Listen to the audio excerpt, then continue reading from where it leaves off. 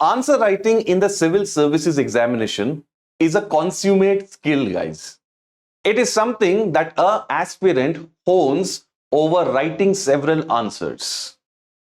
Now, it does appear to be difficult to start with, but when you apply yourself on it, you are able to enhance your skill and reach that level of perfection which UPSC expects of you. But very often, students find it difficult to get an appropriate starting point. And because they don't get a good starting point, they keep on delaying the decision of starting answer writing practice. And consequently, it becomes a vicious cycle. The more they delay, the more they fear answer writing. And the more they fear, the more they delay, and it just goes around that way. A lot of students ultimately crack the prelims examination and go to the mains without having done sufficient answer writing practice. That is totally suicidal, guys. Don't let that happen with you.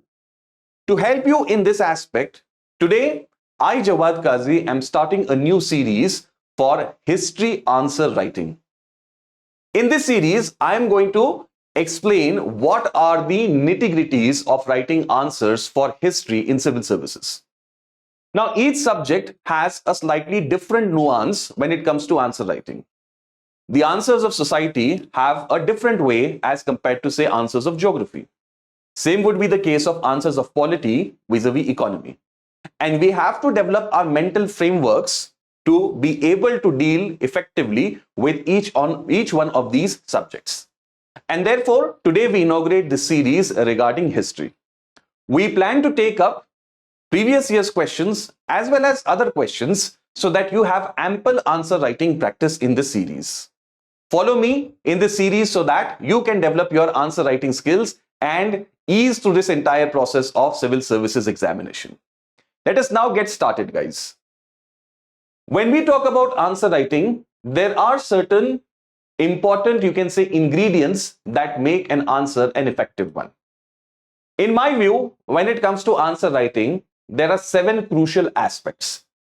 These 7 crucial aspects are important to reflect upon, to develop, so that you are able to write marks-fetching answers. Answers that sparkle and stand out vis-a-vis the competition. Remember, you're not just there to complete the paper, any which way. You are there to make your answers stand out in the competition. So how will you make your answers stand out? These are the areas that you need to focus upon. First and foremost in that comes the scope of the question.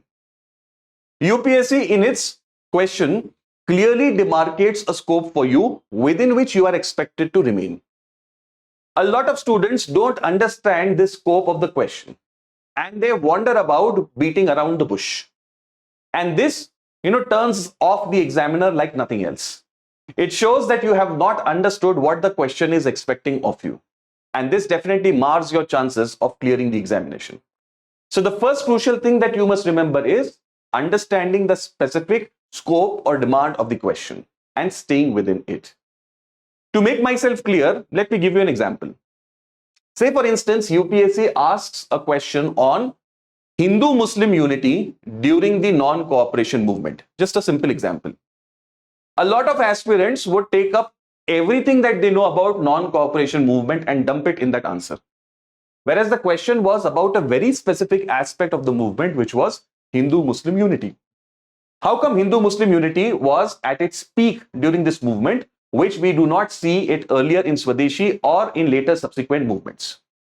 I'm not saying that there wasn't Hindu-Muslim unity, but definitely non-cooperation was the top, you can say, peak of this particular aspect.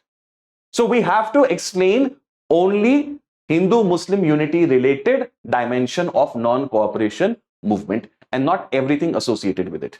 That is about understanding the scope of the question. Now you may say that, sir, this is very obvious. I know it is, but practically when you write answers, I will tell you a lot of students make a mistake about this. Remember, staying within the scope of the question.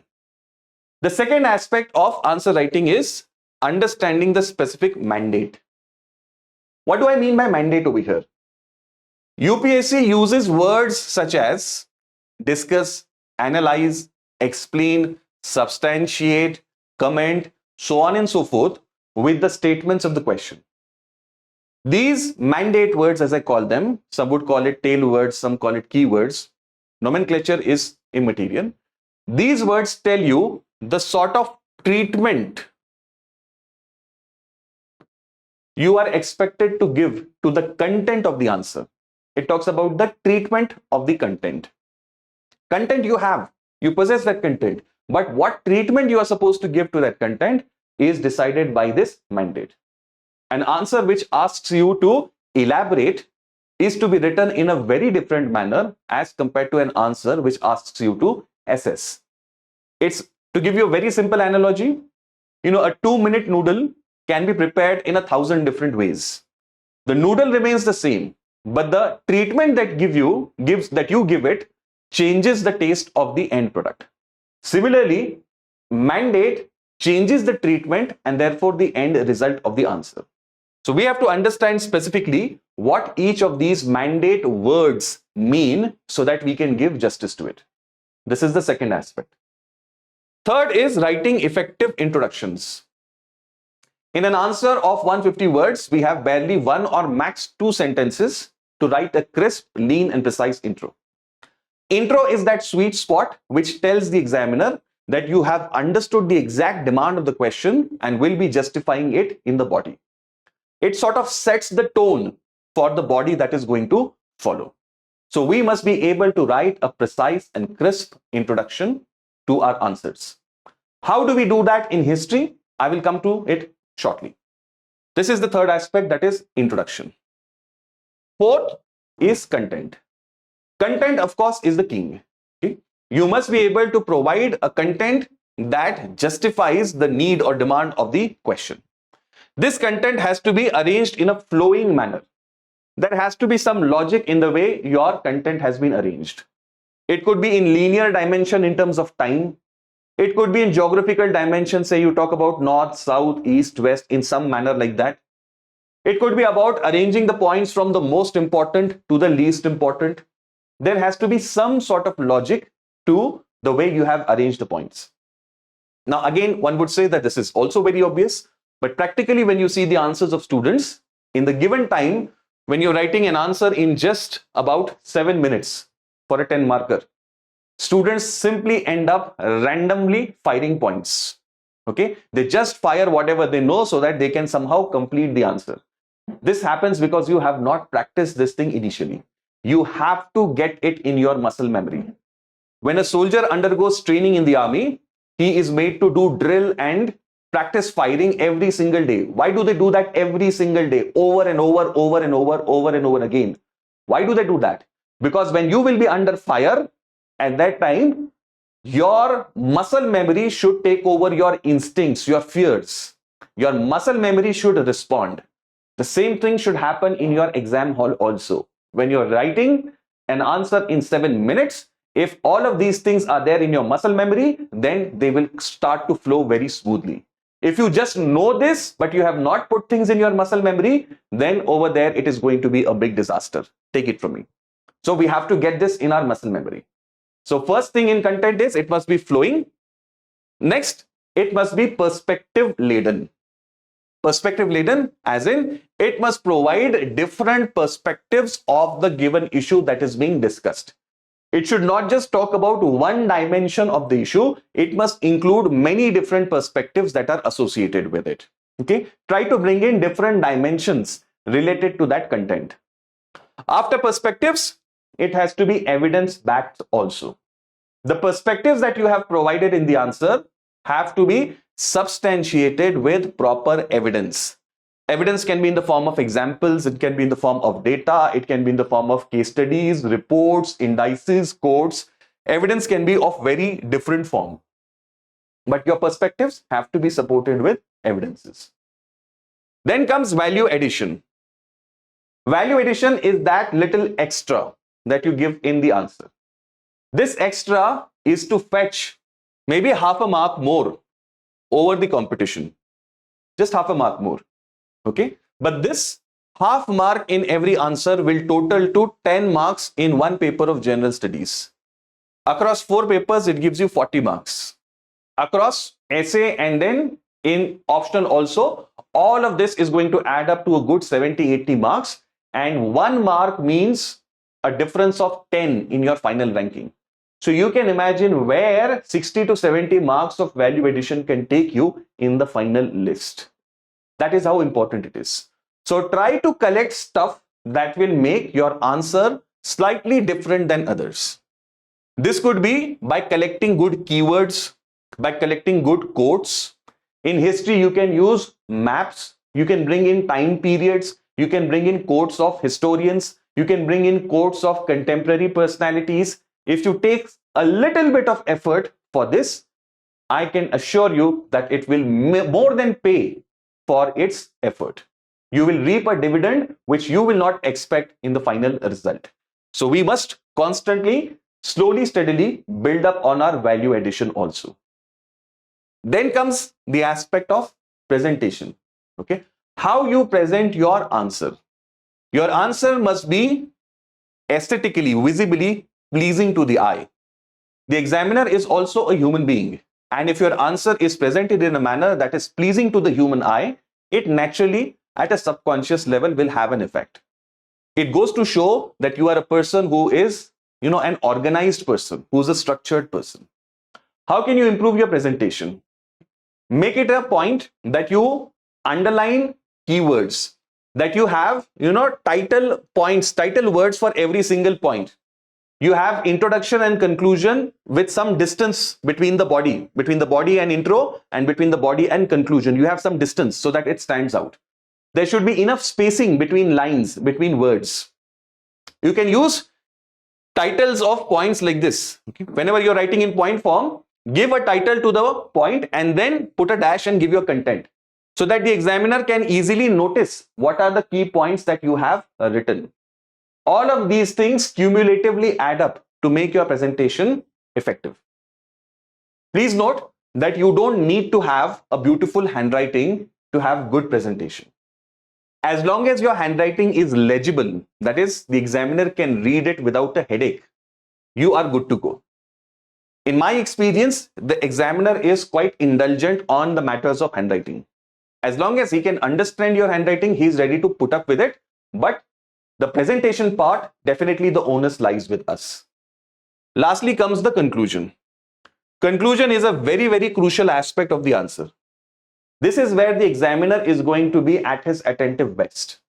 And a lot of students make the mistake of simply not even writing conclusions. They write the body and leave the answer there it is, as it is. Conclusion is going to convince the examiner that you are IAS material. Because in the conclusion, you look at the larger picture. You look at future. You look at values. You look at ideas. You try to connect it with today's current affairs. And therefore, conclusions are very crucial. They tell the examiner that you think like an administrator. So don't ever, make this mistake of not writing conclusions, and try to make your conclusions as effective as possible.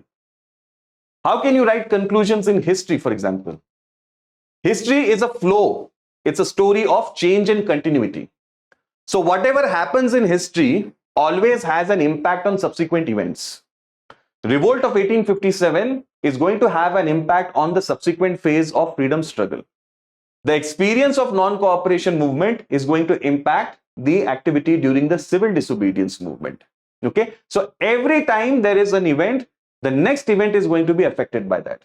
So in conclusion, we can try to bring out this aspect. What were the learnings? What were the impacts of this event on the subsequent one? This can be one way of concluding answers of history. Second way could be giving the significance of that event in the flow of history. Why is Swadeshi movement important? Swadeshi movement gave several new trends of India's freedom struggle. Trends such as, moderates and extremists are seen. Trends like revolutionary terrorism, socialism, all sort of trends that will manifest over the next 3 to 4 decades are visible in Swadeshi movement. So that's something very, very unique about that movement. We can comment about that. Thirdly, we can connect it with current affairs. Swadeshi movement in 1905 and today's times, where we are talking about Atmanirbhar Bharat. Atma Shakti in Swadeshi times, and we are talking about reducing our dependence, critical dependence on some countries. Are they not connected with current affairs? That value is relevant even today. Fourthly, we can connect things with our civilizational or constitutional values also. Something happening in history will definitely have some role, some impact on the state that we have built up, either positively or negatively. What are the values of our constitution? What are the values of the Indian, liberal democracy? These are shaped because of events of history. So what can we take from that event of history which shows an implication on our constitutional values or on our civilizational values? We can bring that in the conclusion. So there can be such 4 to 5 different ways in which we can build a conclusion to answers of history. So these are the 7 things, guys. Now we will go into more detail and try to understand some of the mandate words that are used in history. But before I do that, let me give you a good news. We are starting with our August batch for prelims to interview, P2I batch as we call it. The August batch is starting from 11th of August and it is going to be a morning batch. It is available in English and Hindi as well. You can choose a medium that you like for this, opportunity for giving wings to your civil services dream. Guys, fortune favors the brave, and the brave always take immediate action. If you want to transform your dream into reality, then you must not just wait for things to happen by themselves. You have to happen to things. Okay. And for that, for cracking this exam in 2024 itself, I strongly recommend this very unique batch called as prelims to interview. It will take care of all the aspects, all the needs of your preparation for this exam. It includes classroom teaching. It has ample and copious study material. It has daily and weekly tests, mentor support to constantly handhold you through the process, and a lot more.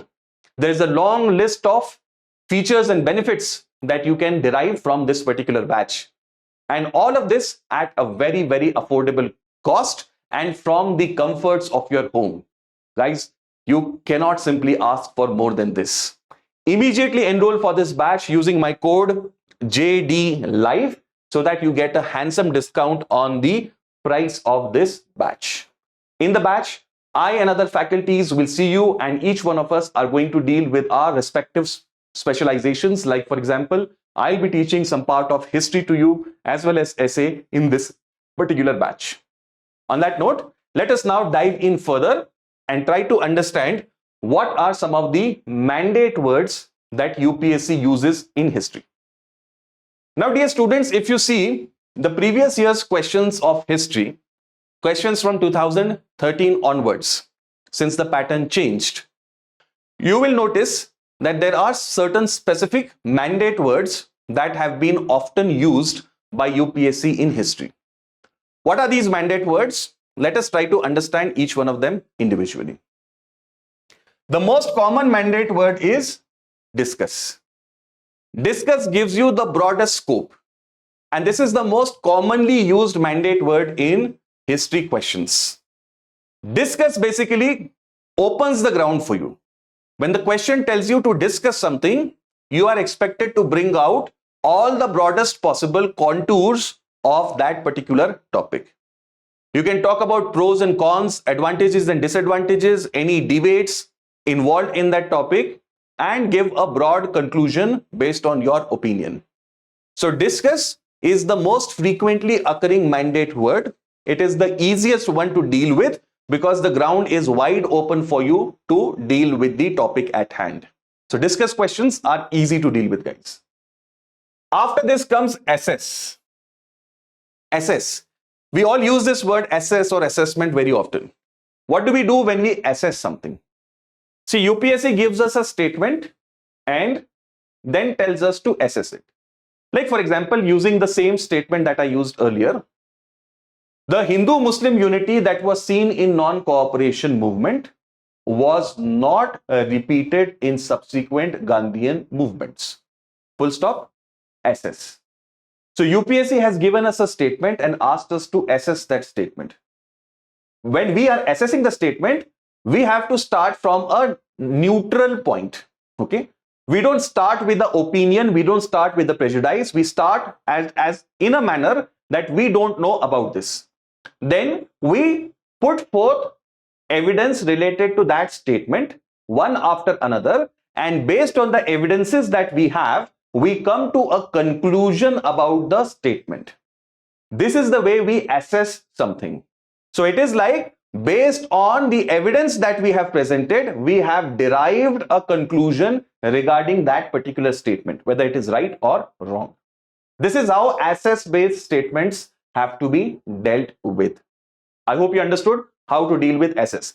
Generally speaking, not always, but generally speaking, the statement that has been given with assess will be right.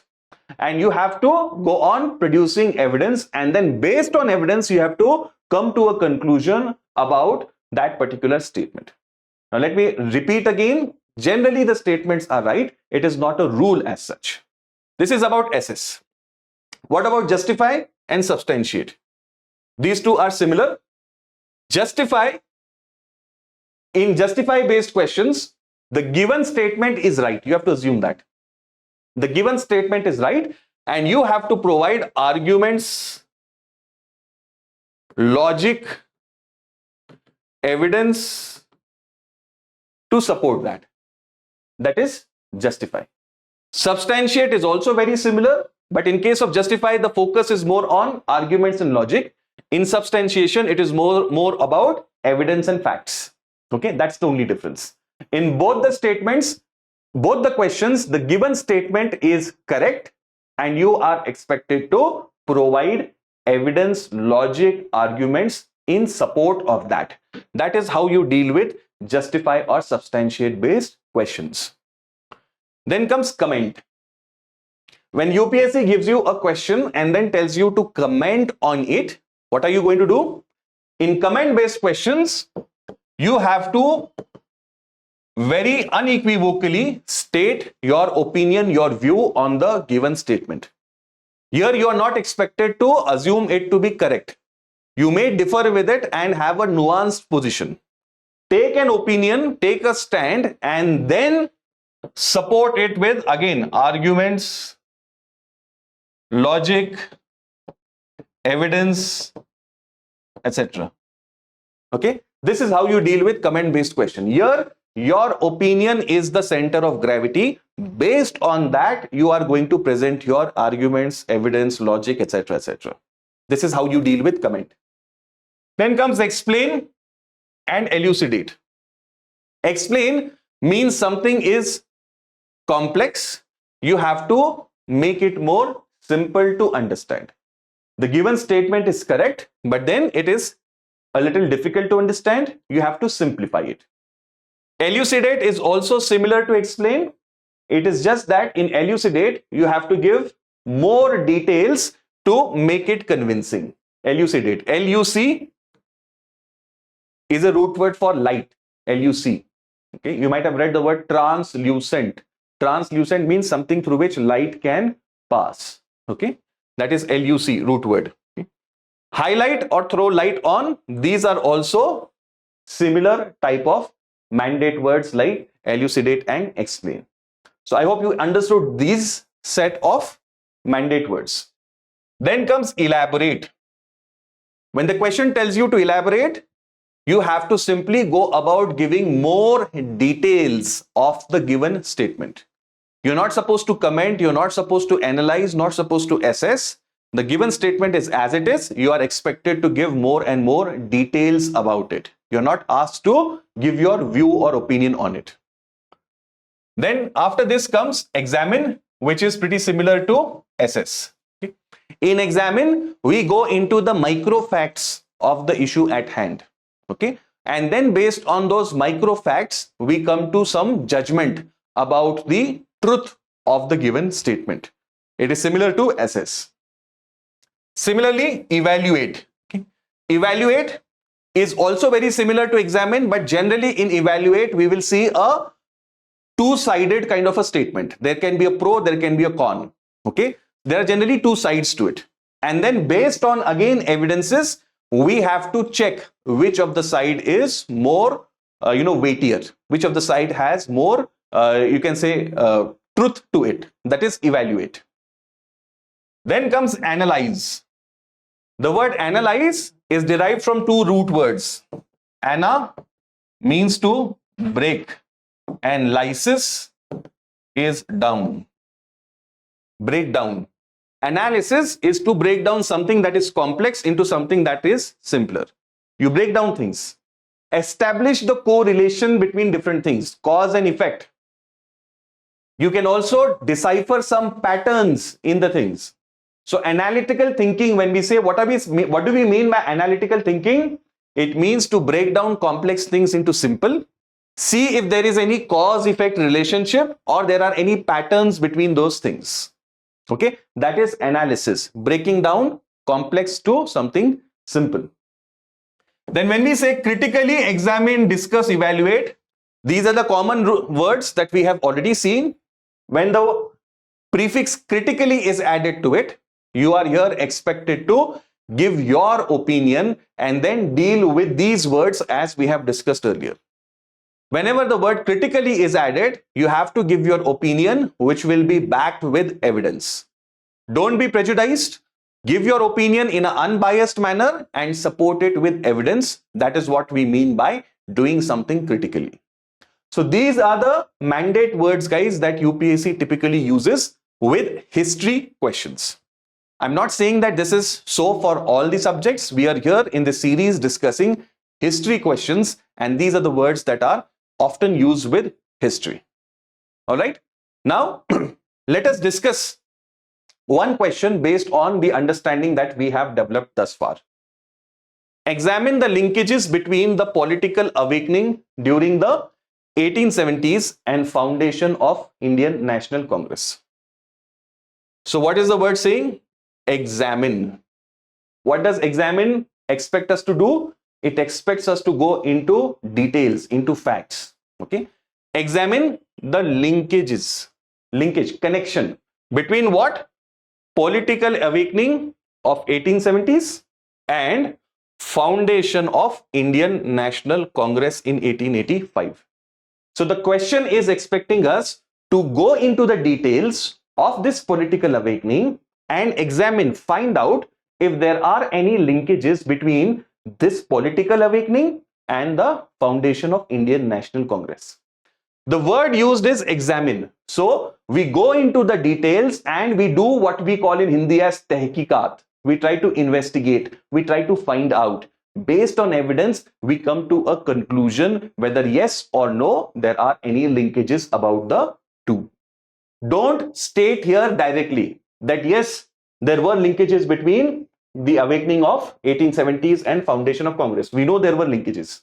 Okay, but since the word used is examine, we have to go into the details, and based on those details, then we connect it to the foundation of Indian National Congress. That is what is the mandate of the question. I hope you got it now, how the word examine changes the treatment of the content that we provide. All right. So what will we write in introduction of this question? In a sentence or two, we are expected to write the introduction of the question. In this introduction, we can talk about the period that leads us to the political awakening of 1870. What do we see in that period? In one sentence, we are supposed to say, let's see, the Britishers had introduced administrative unification in the country. Administrative unification. They had brought about Western education values and ideas. Western education values, ideas. This is one part. Indians, on the other hand, had high expectations, but their expectations were disappointed due to failure of council reforms 1861. In the decade before 1870, we are seeing these things. And we also have the socio-religious reforms. These movements are going on in India. Okay. All of this helps to foster what? A national consciousness. A national consciousness. These are the keywords that I was talking about, guys. You have to develop such keywords. I know you know them, but then are they part of your subconscious that they come out very easily? If they don't come out very easily, then you will not be able to reproduce in the exam hall. All of these things led to development of national consciousness, resulting in political awakening of 1870s. Then we get into the body. And then when we get into the body, we will talk about that political consciousness of 1870s. What all points can we say in the political consciousness? In the political consciousness, we can talk about several political associations that are formed in that time. What are the different associations? We see Madras Mahajan Sabha, we see Bombay Presidency Association, we see Pune Sarvajanik Sabha, we see Bengal Presidency Association. We see so many different associations being formed and each one having their own political sphere to act in. This is another part. This is the first part of 1870s political awakening. Then we see different political movements being launched in 1870s. What are different political movements? For example, Indianization of civil service. Competitive exam for civil service had started, but it was held in London. The age bar was very low. You had to study syllabus that was taught in European colleges to crack that exam. So it was virtually impossible for Indians. Okay, Satyendranath Tagore cracked it only in 1863. And there were very few Indians who were able to do that. Forget about even dreaming about it. They did not have any means to think about such a thing. So Indians launched movements for this. We launched movements for famines. We launched movements for freedom of press. So many things were happening. Movement for, post-Lytton, there were some measures taken by Lytton like Vernacular Press Act. We had movements to repeal that. This is political awakening of 1870s. Third, we see development of so many different newspapers. There are so many newspapers that are campaigning for various political ideas. Birth of new ideas like drain theory, Dadabhai Naoroji and his poverty and un-British rule in India. Okay, there are so many other nationalist Indians who give an economic critique of the British rule. All of this is the political consciousness that is developing in the 1870s. All of this consciousness led to demand for creation of an all India body that will coordinate the activity at national level. Okay, a pressure from below is created. A newspaper from Calcutta, Indian Mirror, proposes the demand that there must be a national body, a national platform on which all of these different individuals, associations could come together and voice their concern to the British government. So this experience, the failures these movements and organizations had to go through, that resulted into the crystallization of demand for what? Creation of Indian National Congress. Now, having explained the body in this manner, then we come to the conclusion of the answer. Then in the conclusion, we can say that because of the bottom-up pressure that was rising, the demand for Indian National Congress was vociferously put across, leading to creation of this body, which went on to play a stellar role in the freedom struggle of the country. In this manner, we can conclude the answer. We have given the importance of Indian National Congress briefly, and we also say that in the coming period, this body is going to spearhead the freedom struggle of India, leading it ultimately to independence. So we give a future implication of it also. In this manner, guys, we can write answers of history. If you have found this particular video useful, helpful, then smash that like button below. Leave a comment there, guys. Your comments, your likes help us immensely. They help us to reach out to more students on the YouTube, and also give us a lot more heart to come out with more, even better content than this. Thank you very much. I'll see you in the next video of this series. All the best and take care.